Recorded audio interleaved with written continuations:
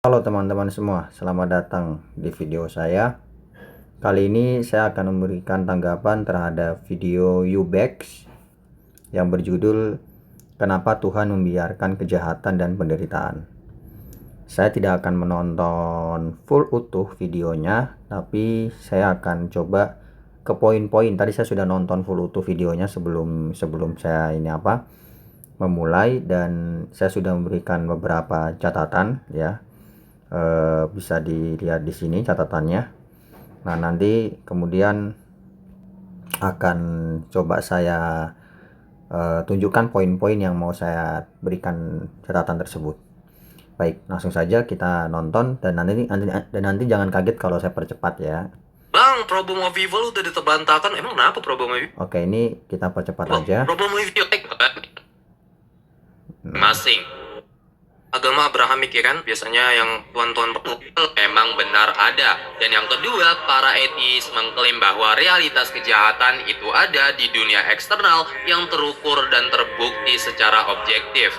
Namun, faktanya, para etisme tidak punya ukuran suatu realitas kejahatan objektif dan tidak tahu menahu ontologi kejahatan, apalagi kebaikan. Gini, kalau lu mengatakan bahwa problem of evil itu ada, ya, berarti lu berasumsi bahwa ada Tuhan. Tuhan itu, dari setiap agama itu berasumsi bahwa Tuhan itu maha baik. Ya, karena ketika lu mengungkapkan ya, bagaimana problem of evil, masalah kejahatan dari Tuhan, berarti lu berasumsi bahwa Tuhan itu maha baik, ya kan? Baru tuh lu langsung menyimpulkan bahwa, oh iya Tuhan itu maha baik, demikian ada problem of evil. Ketika lu mengasumsikan bahwa Tuhan itu maha jahat, demikian problem of evil itu nggak ada. Karena nyatanya Tuhan itu maha jahat, nggak ada keperluan masalah kejahatan. Kalau Tuhan maha jahat, nggak ada keperluan masalah kejahatan. Nah, para etis, mereka bilang apa? Tuhan maha jahat atau maha baik? Maha jahat. Pasti mereka bilangnya Tuhan itu maha jahat. Ya demikian, problem of evil itu jadi invalid dong. Jadi nggak berlaku juga. C.S. Lewis, salah satu teolog dan filsuf agama terkemuka yang merupakan mantan etis, menyebut hal ini dalam bukunya sebagai argumen etismenya yang tidak masuk akal. Ia mengatakan, argumen saya melawan Tuhan pada waktu itu adalah alam semesta tampak begitu kejam dan juga tidak adil. Namun bagaimana saya bisa mendapatkan gagasan tentang adil dan tidak adil? Seseorang tidak akan menyebut suatu garis bengkok kecuali ia mempunyai gambaran tertentu tentang garis lurus. Dengan apa saya membandingkan alam semesta ini ketika saya menyebutnya tidak adil? Jika keseluruhan yang ditunjukkan itu buruk dan tidak masuk akal dari A sampai Z, kenapa saya yang seharusnya menjadi bagian dari pertunjukan itu mendapati diri saya berada dalam reaksi keras terhadapnya? Manusia merasa basah ketika jatuh ke dalam air karena manusia bukanlah binatang air, sedangkan ikan tidak akan merasa basah. Tentu, saya bisa saja melepaskan gagasan saya tentang keadilan dengan mengatakan bahwa itu hanyalah gagasan pribadi saya sendiri. Namun, jika saya mengatakan hal itu, maka argumen saya yang menentang Tuhan akan gagal. Dan juga karena argumen tersebut bergantung pada pernyataan bahwa dunia ini benar-benar tidak adil. Bukan hanya karena hal itu tidak terjadi untuk menyenangkan khayalan pribadi saya sendiri.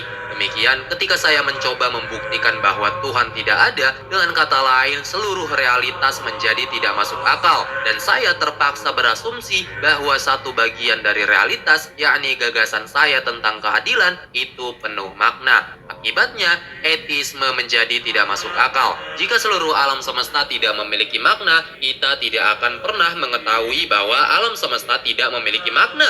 Sama seperti jika tidak ada cahaya di alam semesta, demikian tidak ada makhluk yang mempunyai mata, dan kita tidak akan pernah tahu bahwa alam semesta itu gelap, karena gelap menjadi tak bermakna. Demikian apa? Oke, sampai situ dulu. Nah, itu ada poin yang mau saya sampaikan ya. Ini di poin nomor 1 gitu. Yang menjadi permasalahan di sini adalah bahwa Ubex ini dia seperti halnya C.S. Lewis. Dia terjebak dalam satu kekeliruan yang menyamakan ateisme dengan moral relativisme gitu.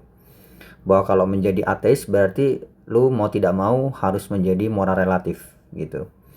Dan ini juga menjadi sebenarnya Ubex ini dalam videonya tadi yang soal penderitaan, Tuhan kenapa mengizinkan penderitaan, dia sebenarnya alih-alih menjawab masalah kenapa Tuhan membiarkan adanya penderitaan, dia malah mempermasalahkan basis moral yang digunakan untuk mengatakan penderitaan atau tidak itu standar atau tolok ukurnya itu apa gitu.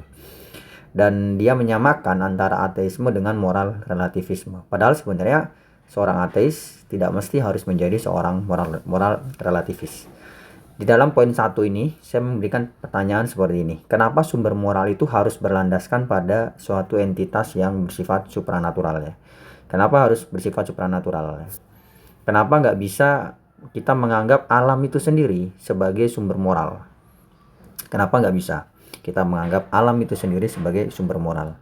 Jadi moralitas itu objektif dan bersumber dari alam itu sendiri. Apa mustahilnya asumsi seperti itu? Kalau dikatakan mustahil karena sumber moral mestilah suatu pribadi, ya tinggal asumsikan saja bahwa alam ini adalah suatu pribadi. Nah, ini pertanyaan saya kepada Yubex dan juga kepada C.S. Lewis ya. Kenapa kalaupun memang moral objektif itu ada, kenapa moral objektif itu harus diasumsikan sebagai Tuhan? Kenapa kita tidak bisa mengatakan bahwa moral objektif itu berasal dan bersumber dari alam semesta itu sendiri? Kenapa nggak bisa? Apa mustahilnya? Jadi moral itu ya objektif, dan sumber atau tolak ukur dari moral itu ya alam semesta itu sendiri. Jadi di alam semesta ini sebagaimana ada hukum-hukum alam, begitu pula di alam semesta ini ada hukum-hukum moral selain ada hukum-hukum alam. Dan hukum-hukum moral itu bersifat berlaku di alam ini secara tidak memiliki permulaan dan tidak memiliki akhir. Sehingga dengan demikian tidak membutuhkan adanya sebab eksternal di luar alam ini sebagai sumber daripada sumber moral itu. Kalau dikatakan bahwa hal itu mustahil karena sumber moral mestilah suatu pribadi, ya kita tinggal mengasumsikan saja bahwa alam ini adalah suatu pribadi. Di sini letak masalahnya, yaitu apa alasannya kalaupun memang moral itu objektif, apa alasannya moral yang objektif itu haruslah sesuatu yang bersifat supranatural, sesuatu yang bukan bagian dari alam. Kenapa tidak bisa kita mengasumsikan bahwa moral itu objektif dan moral itu bersumber dari alam itu sendiri, bukan dari sesuatu yang sifatnya supranatural? Itu permasalahan pertama dari videonya Yubex. Oke, kita nonton lagi, lanjut. Oke, sebentar. Kita nonton lagi. Oke, kita lanjut. Suatu ukuran dari sebuah kejahatan, penderitaan, atau bahkan kebaikan? Apakah dari pernyataan dan keyakinan kita sendiri? Kalau kita menggunakan kepercayaan moral yang bergantung pada mayoritas, bagaimana bisa kita menyatakan bahwa pernyataan kita itu benar dan rasional? Dan bagaimana bisa kita merasa yakin bahwa pernyataan minoritas itu salah dan irasional? Apa itu baik dan jahat? Kayak Bertrand Russell sendiri ada perdebatannya dengan Frederick Coplestone ya di abad ke-20. Frederick Coplestone, seorang filsuf East, dia nanya tuh ke Bertrand Russell, apa itu baik dan jahat? Bertrand Russell bilangnya sama kayak melihat kuning dan hijau ya kan. Terus lu melihat melalui warnanya ya kan, apa fakultas apa, lu mekanismenya apa digunain. Bertrand Russell bilangnya apa? Perasaan gua sendiri. Karena dia nggak punya mekanismenya sebagai seorang empiris. Bagi orang-orang etis yang naturalis, empiris, materialis, mereka itu nggak punya mekanismenya. Ketika mereka mengatakan apa itu suatu kejahatan dan apa itu suatu kebaikan, lo itu nggak punya ontologi apa itu jahat dan baik. Bagi seorang etis, lo itu nggak bisa menjustifikasikan suatu kejahatan dan kebaikan. Lo itu nggak tahu pada dasarnya apa itu baik dan buruk ya. Suatu ketika sebenarnya enggak ya. Tadi kembali lagi, seorang ateis bisa kok memiliki sumber moral yang objektif ya. Dan sumber moral itu tidak harus sesuatu yang sifatnya supranatural. Sebagaimana tadi di poin 1 bahwa sebenarnya ya seorang ateis bisa saja menerima bahwa ada sumber moral yang objektif. Moralitas itu adalah sesuatu yang objektif dan ada sumber moral yang objektif. Dan sumber moral yang objektif itu tidak lain dan tidak bukan adalah alam semesta itu sendiri. Jadi tidak perlu diasumsikan adanya sesuatu yang supranatural. Jadi seorang ateis, naturalis, materialis, dan sejenisnya, fisikalis, dan sebagainya, mereka tidak perlu mengasumsikan, mereka bisa saja menerima adanya moral yang objektif tanpa harus mengasumsikan adanya sesuatu yang supranatural. Mereka bisa seperti tadi ya. Dan juga sebenarnya di poin nomor 2 ya, yang tadi yang soal Bertrand Russell itu tadi, masalah yang sama sebenarnya dihadapi juga oleh teis. Katakanlah Tuhan sebagai sumber moral. Pertanyaannya, kenapa bagi Tuhan X itu salah dan Y itu benar secara moral? Nah, ini kan pertanyaan yang sama kan tadi. Kan tadi pertanyaan kepada Bertrand Russell itu kan bagaimana dia tahu apa yang benar dan apa yang salah. Nah, pertanyaan yang sama juga adalah bagaimana Tuhan tahu sesuatu itu benar dan sesuatu itu salah. Kalau Tuhan itu tahu sesuatu itu benar dan sesuatu itu salah karena Tuhan itu sendiri, maka di sini Yubex terjebak dalam circular reasoning atau penalaran yang melingkar. Di mana ya Tuhan mengatakan sesuatu itu benar dan salah, justifikasinya adalah dirinya sendiri. Yang mana ya itu tadi, itu terjebak dalam penalaran yang melingkar, circular reasoning gitu. Jadi bagaimana Tuhan tahu X itu salah secara moral dan Y itu benar secara moral? Bagaimana teis bisa memastikan bahwa kehendak Tuhan soal moral memang seperti itu? Dalam hari ini misalnya, contoh, perzinahan itu sesuatu yang tidak bermoral. Bagaimana teis bisa memastikan bahwa memang Tuhan menghendaki bahwa perzinahan itu adalah sesuatu yang tidak bermoral? Apakah teis memastikannya secara intuitif? Kalau secara intuitif juga, maka ya tidak ada bedanya teis dengan Bertrand Russell tadi yang kemudian menggunakan perasaannya gitu. Karena ya sama-sama menggunakan perasaan doang kan. Ya saya merasa bahwa Tuhan menganggap perzinahan itu sesuatu yang tidak bermoral gitu.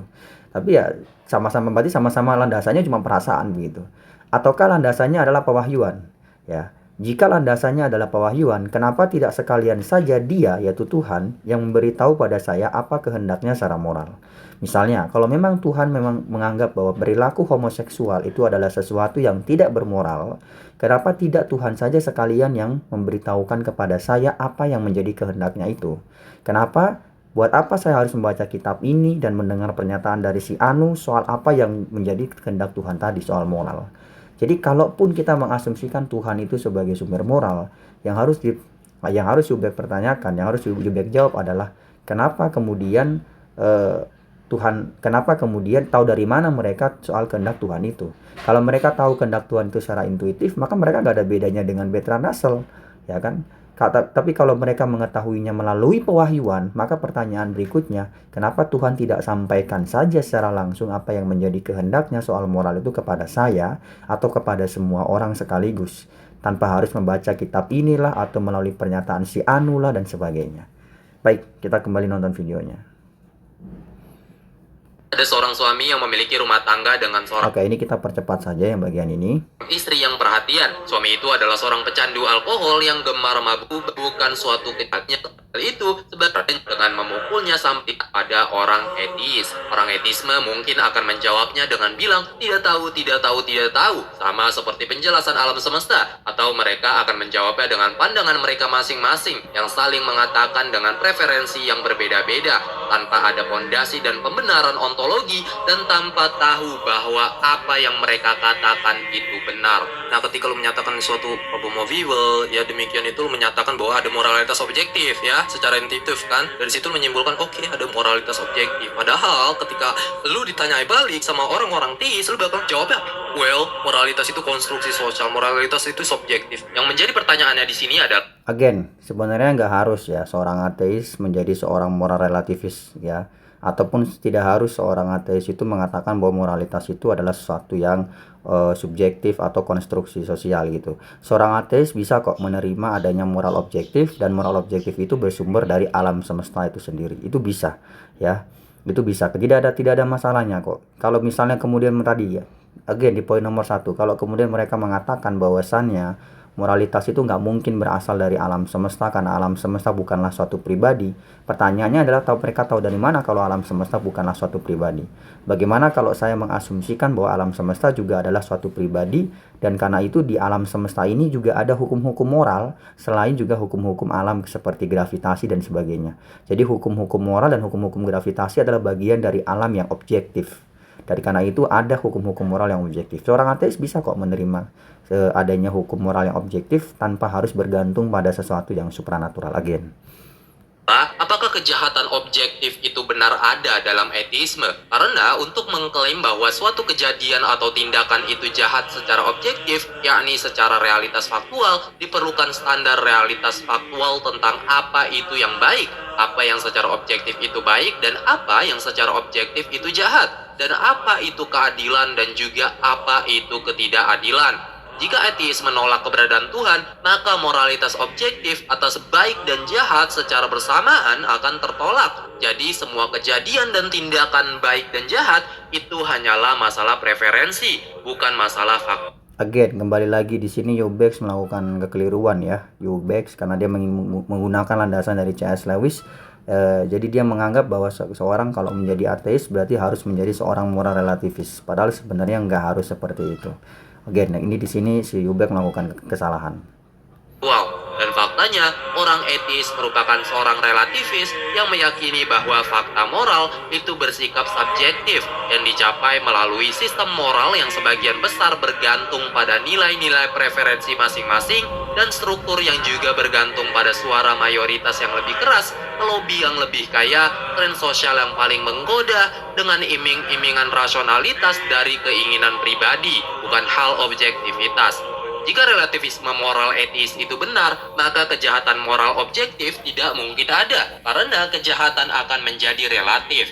Dan apapun yang dikeluhkan oleh orang etis bahwa Tuhan menyebabkan banyaknya kejahatan, itu hanyalah masalah preferensi subjektif dan keinginan pribadi, bukan karena kejahatan faktual yang bersifat objektif. Dan sayangnya, jika kejahatan objektif tidak ada, maka kebaikan objektif juga tidak ada. Demikian, tolak ukur kejahatan menjadi tidak terukur, karena... Oke, sampai sini kita stop dulu. Sebenarnya, oke, kita ke poin nomor 3 ya.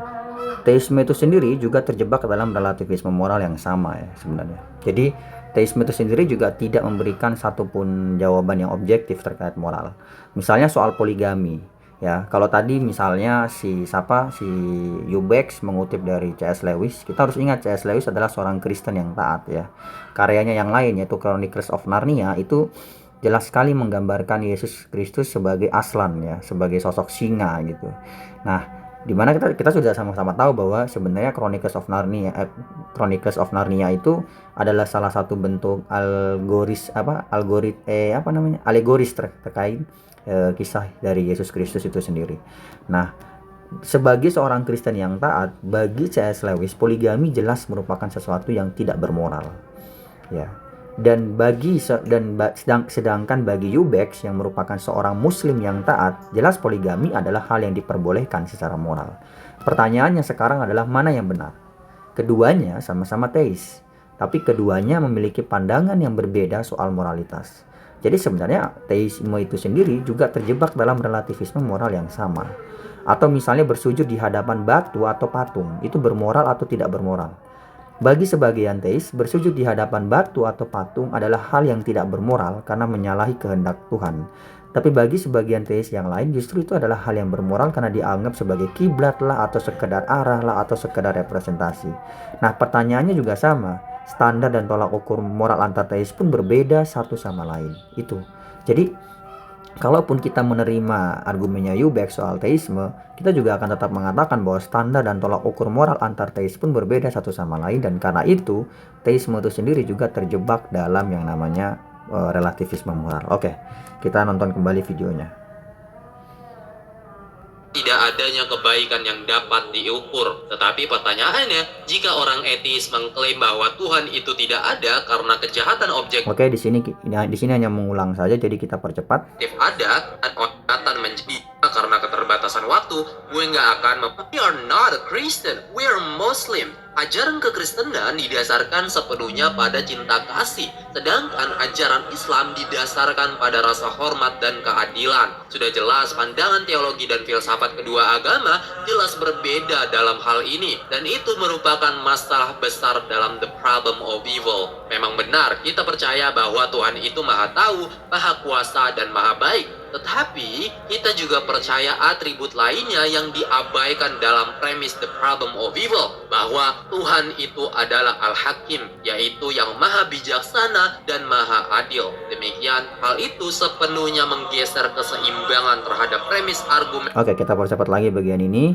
Masalah logik bisa dikatakan sebagai hikmah karena hidup ujian sendiri. Dalam Islam, penekanan pada pahaman yang umum bahwa pengalaman kejahatan, kesengsaraan, atau dan kehendak Tuhan diantaranya misalkan orang-orang untuk berbelas kasih. Tuhan benci mereka memilih untuk dicintai.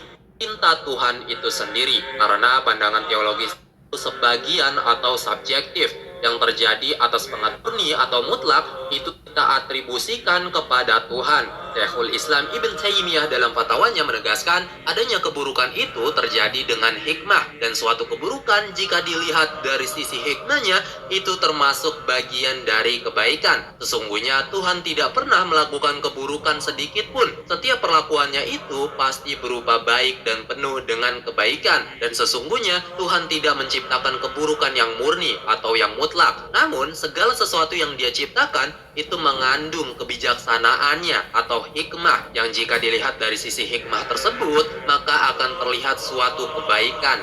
Akan tetapi keburukan itu telah ditetapkan akan ada di sebagian manusia, dan ketetapan itu adalah keburukan yang bersifat parsial atau sebagian saja, dan kemungkinan bisa bertambah tergantung manusianya. Adapun keburukan yang bersifat murni menyeluruh atau keburukan yang mutlak, maka Tuhan disucikan dan terbebas dari hal tersebut, dan inilah suatu keburukan yang tidak disandarkan kepadanya. Setiap keburukan, kejahatan. Oke, tadi ada poin menarik ya. Poin menariknya adalah bahwa di bagian ini si Yubex mencoba untuk memberikan jawaban terkait kenapa Tuhan membiarkan kejahatan dan penderitaan. Setelah sebelumnya si Yubex mempertanyakan basis asumsi dari moralitas yang digunakan oleh ateis untuk mempertanyakan soal kejahatan dan penderitaan itu.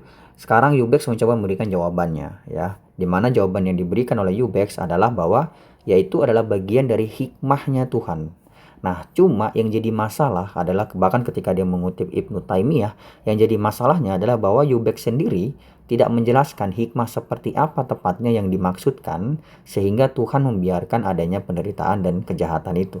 Ini yang menjadi pertanyaan yang kemudian sebenarnya jawaban yang dicoba diberikan oleh Yubex justru menimbulkan pertanyaan baru, yaitu apa hikmahnya dari Tuhan membiarkan adanya penderitaan dan kejahatan itu? Apa hikmahnya dari Tuhan membiarkan adanya pemerkosaan terhadap anak di bawah umur?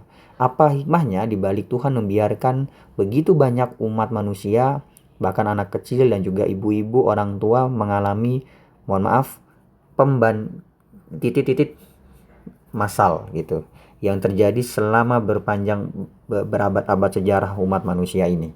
Apa alasannya dibalik semua penderitaan dan kejahatan tersebut? Apa hikmahnya gitu dibalik dari semua itu? Karena saya tidak bisa melihat hikmahnya nih. Nah, coba kita lihat ya. Nanti dia ada memberikan jawaban cukup menarik. Dan penderitaan itu tidak ada yang bersifat murni atau mutlak, melainkan itu Oke, kita percepat bagian ini. terjadi karena atau keburukan itu memiliki logis terhadap ide tersebut, mereka malah mengabaikannya hanya karena tidak masuk akal bagi mereka atau tidak sesuai dengan pemahaman mereka. Dan itu juga akan menjadi argument of ignorance fallacy, dengan berpendapat bahwa keyakinan dengan pemahaman terkait ide hikmah dalam masalah kejahatan itu salah karena tidak ada bukti yang mengatakannya demikian. Padahal keterbatasan manusia untuk memahami pengetahuan dan maksud dari kehendak Tuhan tidak mungkin sepenuhnya kita bisa mengerti, karena sebagai manusia kita nggak melihat segalanya dan memahami segalanya. Terbukti lautan yang ada saja. Nah, di situ poin menariknya. Oke, sekarang kita coba lihat poin nomor 4 ya. Justru karena kita menghindari untuk membuat argumen ad ignoritariam yang seperti disebutkan oleh Yubex tadi, dan karena ada banyak hal yang tidak kita ketahui sebagaimana yang disebutkan oleh Yubex tadi, karena itulah bersikap agnostik justru adalah sikap yang tepat. Dengan menyatakan apakah masalah moral itu objektif atau tidak adalah hal yang tidak dapat diketahui. Dengan mengatakan bahwa kita tidak tahu apakah moral itu bersifat objektif, apakah moral itu bersifat subjektif, ataukah moral itu bersifat konstruktif. Dengan demikian justru kita mengakui keterbatasan pengetahuan kita, dan karenanya kita tidak terjebak dalam argumen ad ignoritariam. Karena kita tidak membuat argumen dari ketidaktahuan. Justru yang membuat argumen dari ketidaktahuan ini adalah Yubex and the gang, yaitu para teisnya. Ya, dimana mereka justru kalau memang seperti tadi ya, omong soal Bertrand Russell gitu. Bertrand Russell pernah diwawancarai ya dalam buku berjudul Bertuhan Tanpa Agama. Bertrand Russell diwawancarai begini. Apa pendapat Anda terkait orang yang mengatakan bahwa kita tidak dapat mengetahui sesuatu tentang Tuhan? Nah, justru di situ Bertrand Russell memberikan jawaban yang bagus. Ya, kalau memang kita tidak dapat mengetahui sesuatu tentang Tuhan, maka pembahasan atau perbincangan soal Tuhan menjadi sesuatu yang irrelevan. Karena kalau memang kita tidak tahu atau pengetahuan kita terbatas soal Tuhan, ya terus ngapain kamu sok-sok tahu soal Tuhan? Dan hal yang sama berlaku bagi Yubex and the gang. Kalau memang benar bahwasannya kita tidak mengetahui secara utuh ataupun bagaimanapun soal kehendak Tuhan, lantas bagaimana kalian bisa tahu bahwa Tuhan menghendaki yang X itu sebagai hal yang jahat secara moral dan yang Y itu sebagai satu yang baik secara moral? Bagaimana kalian bisa mengetahui hal itu? Itu pertanyaannya. Justru kalau memang kita tidak tahu, justru kita bersikap agnostik saja dengan mengatakan bahwa apakah moral itu bersifat objektif, subjektif, atau konstruktif adalah sesuatu yang tidak dapat diketahui. Gitu.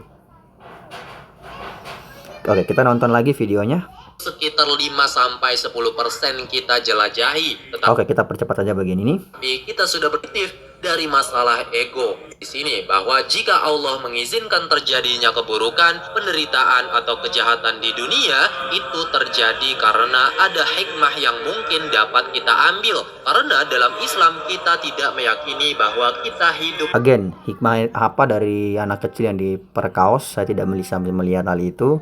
Hikmah apa dari pemban yang massal yang dilakukan di dalam sepanjang sejarah manusia? Saya tidak melihat hal itu. Hikmahnya apa dari situ? Jadi kalau memang ada hikmahnya, silakan disebutkan apa hikmahnya. Di bawah kosmik disco, Islam mengajarkan bahwa dunia tempatnya kejahatan dan penderitaan karena dunia adalah ladang ujian dan cobaan bagi manusia.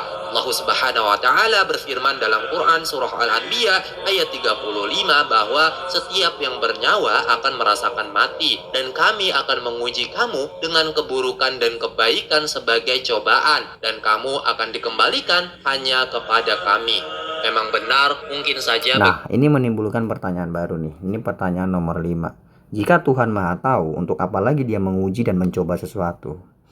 Ya, kalau emang dia Maha Tahu, ya dia sudah tahu segala sesuatu, apa yang akan terjadi dan sebagainya. Lantas buat apa dia menguji dan mencobai kita dengan menciptakan dunia seperti ini dan kemudian membiarkan adanya penderitaan dan juga kejahatan hanya untuk menguji dan mencoba kita? Untuk apa? Kan dia sudah tahu. Kalau memang dia sudah tahu bahwa, misalnya ini pertanyaan lama saya ya, apakah dia sudah tahu bahwa orang-orang tertentu masuk ke dalam surga atau tidak?